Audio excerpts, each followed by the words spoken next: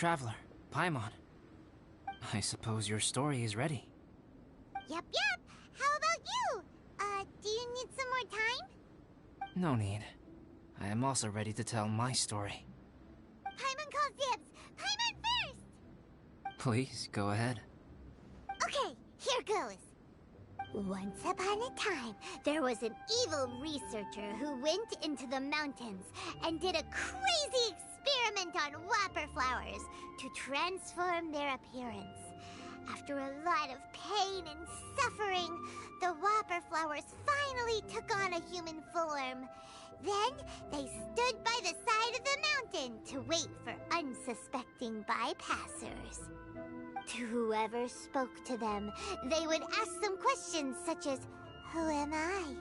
Who are you?" If the bypasser got the wrong answer, the last sound they'd make would be a yelp before the whopper flower ate them alive in one bite. Ooh, truly frightening. What the? You two aren't scared at all! Don't go nitpicking, okay? If you didn't like the story, go write your own!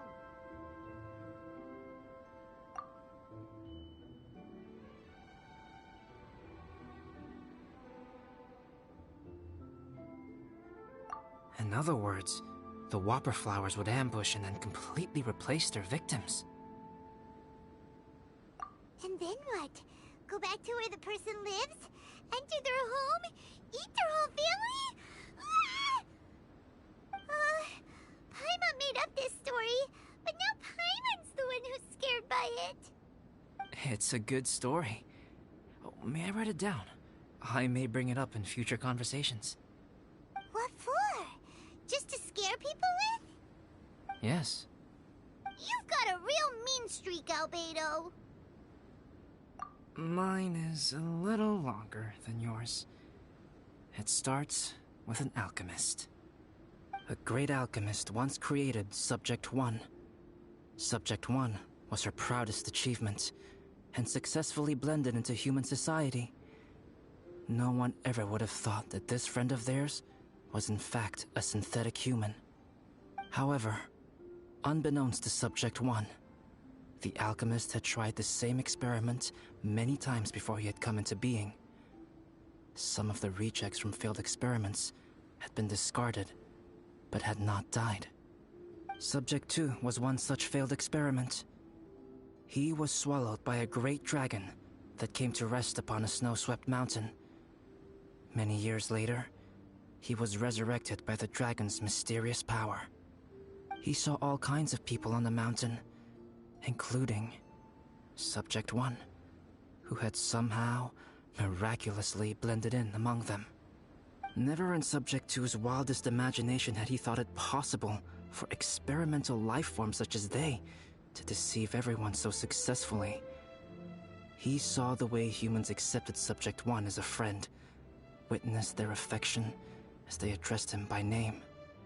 This was what Subject 2 wanted. Now, all that Subject 2 desired was to replace Subject 1 and take the joy of his existence for himself. This is giving Paimon the chills. So scary. Subject 2 began to unfold his plan. He stole Subject 1's books and notes, and studied all that Subject 1 had learned from the alchemist. Subject 2 was highly intelligent, and he learned quickly. He changed his face into an exact replica of Subject 1's face. Then, he found a plant with mimicry capabilities, and transformed it using dragon blood and alchemy. And so, not only did Subject 2 transform his own appearance to perfectly match that of Subject 1, he also created a third entity, Subject 3. What? There's 3 of them now? But Subject 2 wanted to become a perfected human. So, he erased a mark on both his and Subject 3's necks. For these marks were symbols of imperfection. In my view, it was probably a subconscious act, an instinct. He so desperately craved to become a perfect human being that he forgot something. Human beings are defined by their flaws. Subject 2's plan was meticulously crafted. Subject 3 would draw Subject 1's attention. After Subject 1 disposed of Subject 3, he would assume the threat had now disappeared and would let his guard down. The next moment that Subject 1 was alone, Subject 2 would make his move. He would eliminate Subject 1 and become the only one remaining. He would secretly replace the Subject 1 of everyone's memories and inherit his identity, residence, clothing, sword, name, and friends. People would have no idea that the individual they knew had become somebody else from one day to the next. This is way too scary. Paimon's never gonna be able to trust anyone again. But just before Subject 2 could carry out his plan, a unique stranger entered the mix. Subject 2 tried to make contact with this person, but found that they could somehow sense he was different from Subject 1. What's wrong? Are you scared? What happened then? What happened to the stranger? He became a new stage in Subject 2's plan. One more person that Subject 2 had to dispose of. It's as if there were 3 identical roses in a garden. Only one of the 3 was a fine specimen, while the other 2 were defective specimens that bore poisonous thorns. In all the world, only the gardener who tended to them could tell which was the good specimen. People do not like poisonous plants. Only a perfect rose can fetch a high price. If the inferior specimens wanted to conceal the fact of their worthlessness, they would have to take the gardener out of the picture, using their poisonous thorns. This is exactly what Subject 2 was thinking. So, he hid in the shadows and waited patiently. Maybe soon, he would get his chance to become truly human.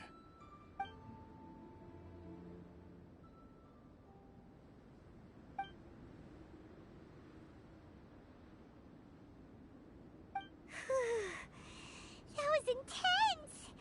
So what happened after that? Did Subject 2's plan succeed? Paimon can't bear thinking about it. Fortunately, it is just a story. And even in this story, Subject 2 did not succeed. But you can never let your guard down on Dragonspine. Monsters mutated with Durin's power and blood are also creatures of Rhine-Daughter, just like me. You must beware of all such creatures. I'm glad to hear that. It's okay. I know what I am. You and I are both different, so there is no need for me to hide the truth from you. The only thing is that sometimes, when I think about how mighty the power of alchemy is, I feel so small. As beings who set foot in this world, how arrogant are we in desiring to control our destiny, and in desiring to create? Is creation an arrogant act, Traveler? If not, why do we call the ones that created us and control us gods? If it is, then what qualifies us to call ourselves creators? How far must we take our reverence and respect, and what purpose does it serve?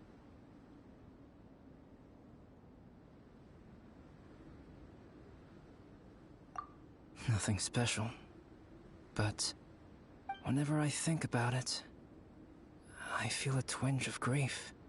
Poor Albedo. Hello? Traveler, are you here? Hey, is that Amber? Thought we might find you here. We're here to deliver a message from Cyrus. There's gonna be a big event down at the base camp, and they want you there too, Traveler. Winter camp is nearing its end. Apparently, even provisional instructors are required to attend. Looks like we need to go, Albedo. Bye for now. Then I won't keep you. I have some things to attend to here, so forgive me for not seeing you down. Don't worry about it. There have been no issues getting up and down the mountain recently. Is everyone ready? Let's not keep them waiting.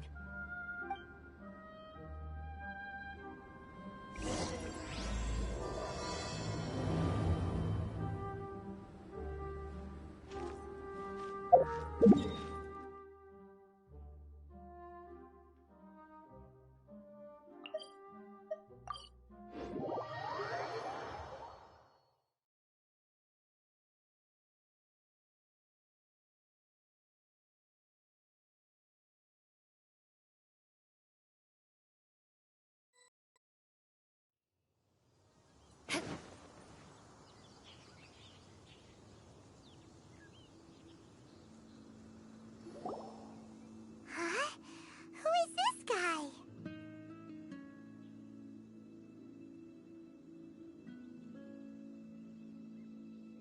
Allow me to introduce Yozerv.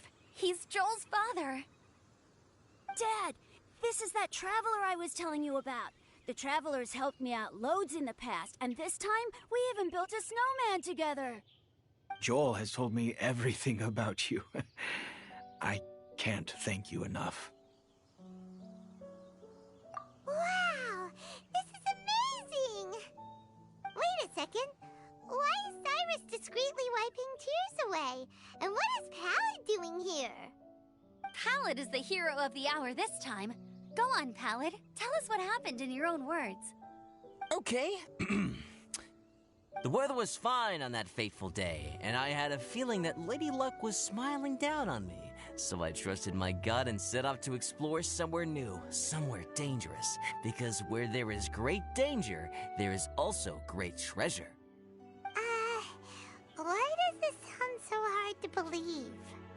But I had only been away from the group for a short while when I fell down a slope and just started rolling. Uh-oh. Did my bad luck rub off on him when we ran into each other on the mountain? The place I fell to was somewhere I didn't recognize, and I'd sustained a few injuries. I remember thinking to myself, this is the worst luck I've ever had in my whole life. Then I met Yozerv. He'd heard the sound of me falling and came out to see what was going on. Huh? Wow, so it was completely by chance then. I thought he must have been someone from the Adventurers Guild here for the event, but after a few words of conversation, it was clear that he was having memory problems. He didn't even know his own name. The temperature was freezing, and there was no time to deal with all that there and then, so I convinced him to come back to the camp with me and figure everything else out after we got there. We got back to the camp, ran into Joel, and the moment he saw him, he froze for a second with this completely stunned expression on his face, and then he started crying out, "Dad! Dad!" That's when Yozerv suddenly started to remember. My memory has still not fully recovered, but Joel and his mother, they are the only ones that I will not, no, that I cannot forget. Daddy. Daddy's right here, Joel. Daddy's right here. Yozerf, don't you remember anything else at all? The poor princess, feeding the foxes? I'm sorry. I have no recollection. Maybe it's because of the head trauma. I'm not sure. I woke up and found myself covered in blood. My things were gone, and there was nothing to indicate who I was or how I got there. I crawled into a cave and settled in for a slow recovery. After my legs and feet were a little better, my hunting skills were what kept me alive. Dad, I was so worried about you. I'm all right now, Joel. Oh, don't cry. Daddy's not going anywhere. I'm here to stay. Oh, this is good. This is good. You know what, though? I definitely think my luck got worse after running into Benin on that mountain. I knew it. I just... No. I just meant if it weren't for you, there's no way I ever would have run into Yozerv on a mountain this huge. Besides, we got back safely, didn't we? So don't blame yourself. maybe sometimes miracles can only happen when you get just unlucky enough. Ballad. When did you become such a smooth talker, huh? Huh? Am I? I was just telling the truth. Oh, yeah. I want to say thank you to the Traveler, Uncle Cyrus, Auntie Eula, and Auntie Amber. Thanks, everyone. You all helped look after me, and I will always remember it. But I guess I can't take the snowman with me, or it'll melt once it leaves Dragonspine. It's such a shame. Oh, I can help with that. One moment. Huh? Eula? Here, take this. It's powdered rime. Just add it to your snowman, and it will never melt. Wow! Really? Oh, this is awesome! You're the best, Auntie Eula! Dad, I have an unmeltable snowman now! How cool is that? How can I ever repay you all? Thank you all. Thank you from the bottom of my heart. Dad, I want to go move the snowman. Can we do it now, please? Okay. I'll be leaving with Joel now. I'm sure I'll see you all another day. Very well, very well. It's time for Pallid and I to have another discussion concerning his breaches of adventurer discipline. Huh? But Cyrus, I think I kind of made up for my mistakes this time, you know? See you guys! Oh, I made this for you and Amber. Think of it as a winter souvenir. Aw, are you sure? This must be really important to you. Come on now, just take it. No need to make such a fuss. Wow! Now our snowman won't melt either! Great!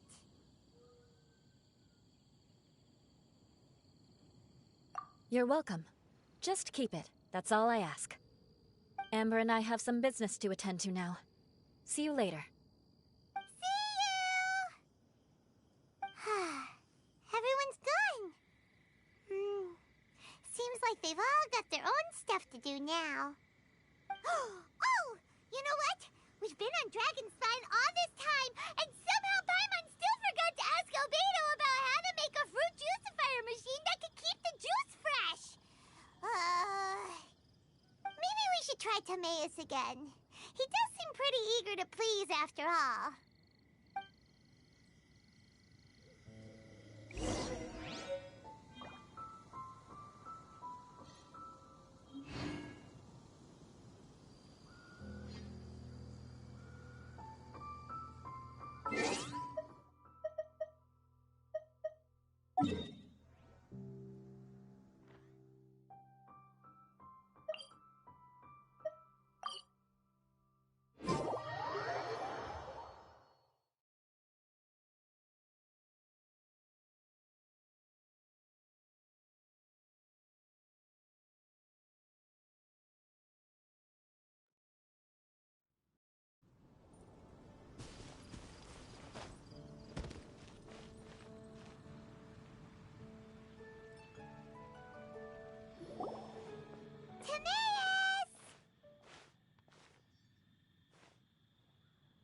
Traveler and Paimon, what can I do for you?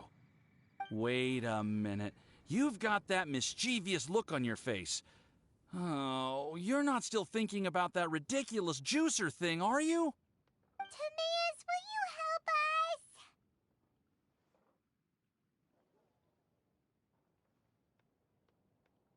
help us? Well, if the Traveler isn't really interested, then, yeah, maybe I'll give this one a pass. It's just the weirdest request ever. No, but Paimon's Sunsetias are gonna go to waste without it. In the time it would take me to research something like that, I could probably pick those Sunsetias again 10 times over. New research project, Timaeus? We meet again. Oh, Albedo, thank goodness. So the situation is, Paimon wants a machine that can turn fruit into juice and keep the juice fresh. I mean, surely it's... Majorly important, that's what it is. If you can manage to invent this, we'll never have to worry about fruit going bad ever again. That's impossible.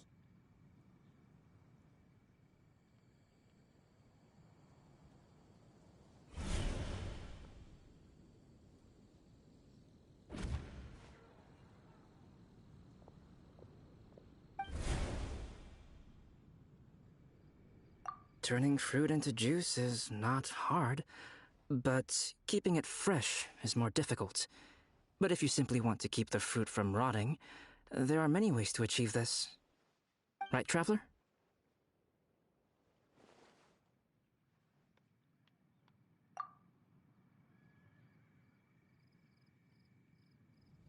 What about his neck? What's wrong? Is there something on my neck?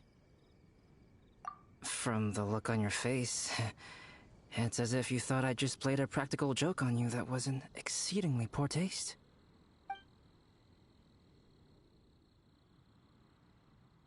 Albedo, you were saying, how do you stop fruit from going bad?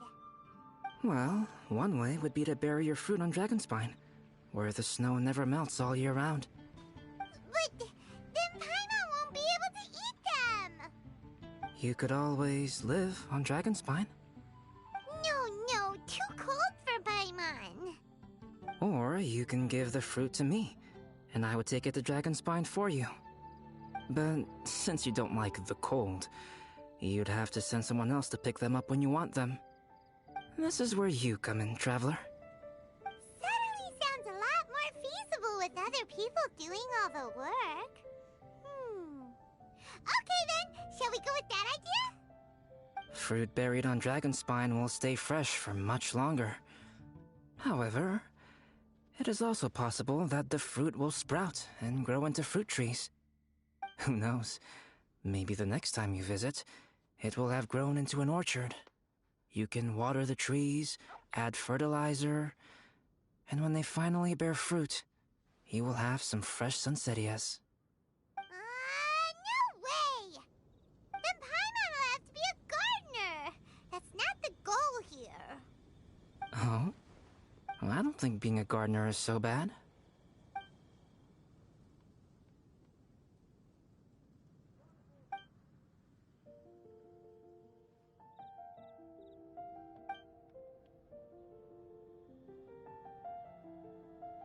Albedo! Stop trying to get your hands on Paimon's super sweet Sensettias! It bothers you, does it? Of course it bothers Paimon! They are the rarest, super-duper sweetest Sensettias ever! And they're not for you! Okay, but they're just Sensettias. I think you're only so attached to them because you don't have much fruit of this quality in your possession. When someone's pockets are full and their spirit is fulfilled, they don't easily fall prey to this kind of yearning. Really?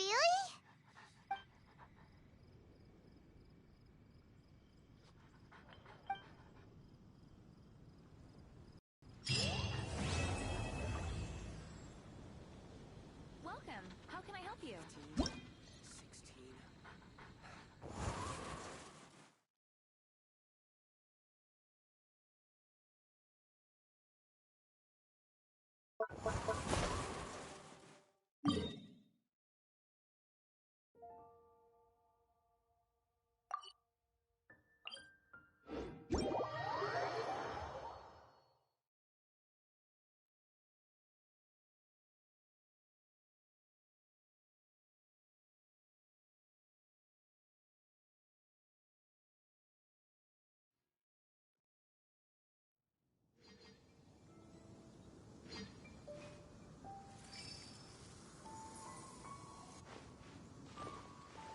More speed. More speed.